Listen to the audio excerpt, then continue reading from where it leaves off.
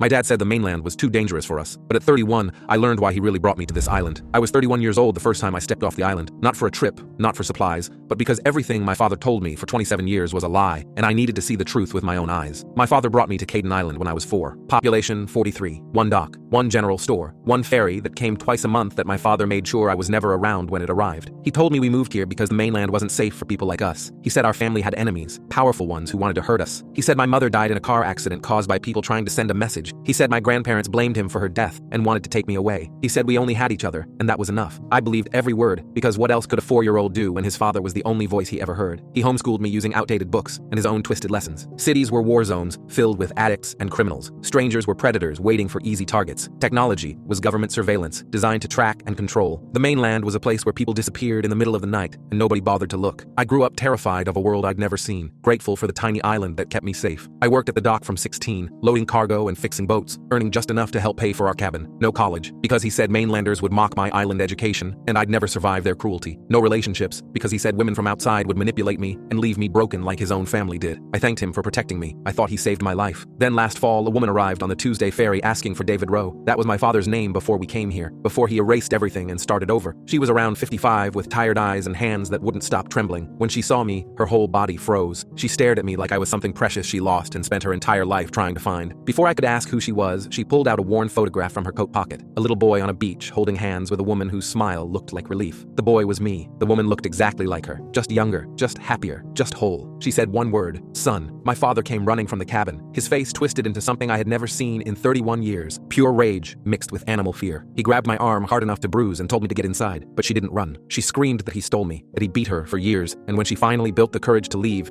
he took the one thing that would destroy her most, that he disappeared with me in the middle of the night, and she spent 27 years searching every island, every small town, every forgotten corner of the coast. She had proof. Police reports from when she tried to file kidnapping charges that went nowhere because he crossed state lines. Medical records showing broken ribs, a fractured wrist, bruises photographed under hospital lights with dates and descriptions, court documents from a custody battle she won 3 months after we vanished, a folder thick with letters she sent to every address she ever tracked down, all returned unopened. I looked at my father and asked if it was true. He said she was lying, that she was sick in the head, that she abandoned us and now wanted to poison what we built together. But his hands were shaking and he wouldn't look me in the eyes. I asked him one question. If she was so dangerous, why did he change our names? Why did he keep me away from the ferry every single time it arrived? He had no answer, just silence. I walked to the dock with my mother. My father followed, begging, threatening, bargaining, crying. He said I'd regret this. He said the mainland would destroy me. He said I was nothing without him. I turned around and told him the only thing that ever tried to destroy me was standing right in front of me. The ferry pulled away and I watched him standing alone on that dock, getting smaller and smaller until the island was just a dot swallowed by the horizon.